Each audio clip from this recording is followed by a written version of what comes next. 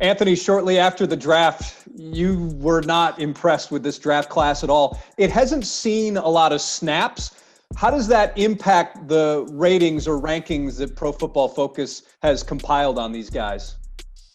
Yeah, it doesn't affect the, play-by-play grading too much, unless it's the small sample size guys. Then you don't really, well, I mean, technically, they're all pretty much small sample size guys. So you don't really want to, invest too much into that PFF grade because you want to see more sample in there.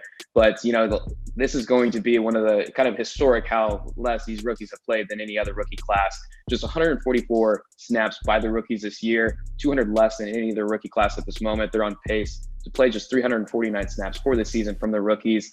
And that's going to be the lowest we've seen over the last 5 or 6 years. So, it's going to be interesting to see if they get any more, playing time. But it doesn't affect the play-by-play grading, but it does affect, when we're looking at the season ends, evaluating which rookie class was the best. It's not going to play well for that. Bill O'Brien had said before the season that this was not a year for rookies. The fact that they've played so little, is that more indicative of their talent or the situation, you think? I think it's a little bit of both.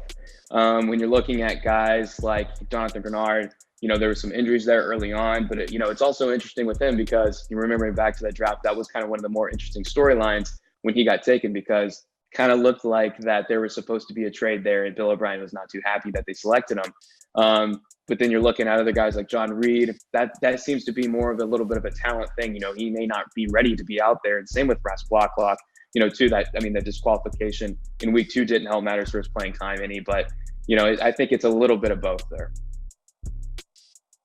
So at this point, is there any hope for this draft class? It's early. It's not looking very great at all. I will say that. I mean, Ross Blacklock, just over 40 pass rushes on the year, just 2 pressures. One of those was a cleanup. He came in on a sack on Kirk Cousins there. So we don't really, invest too much on those cleanups or those unblocked pressures. He only has like 1 genuine win on those 40 pass rushes, just over 40 pass rushes. And then a 40.7 run defense grade, 1 missed tackle there. Just has not been great there. Not a whole lot of technical proficiency. And that was our big concern. And he was one of those guys where his PFF college grade didn't really match the hype of him overall as a prospect. He was just 29th in the Power 5 in pass rush grade. You're being taken 40th overall. You kind of want to be a little bit better than 29th there. So we were kind of, standoffish on Ross Blacklock. We thought they would go cornerback. We thought they should go cornerback. And when you're looking back on it, and there's a guy like Jalen Johnson there who's looks like he's going to eventually be a stud in the NFL. He's playing great for the Chicago Bears.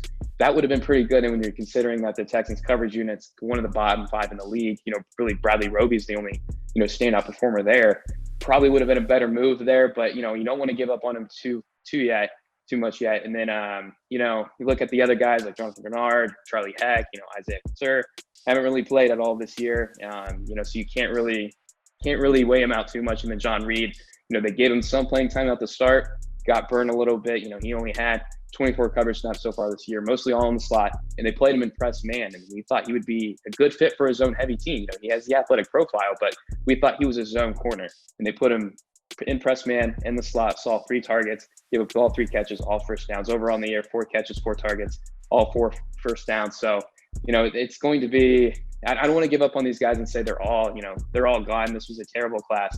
None of them are going to pan out, but it's looking like one of the worst ones of the 2020 draft so far. Anthony, always appreciate your insight. Thanks for being on Sports Extra. Yep, thanks for having me on.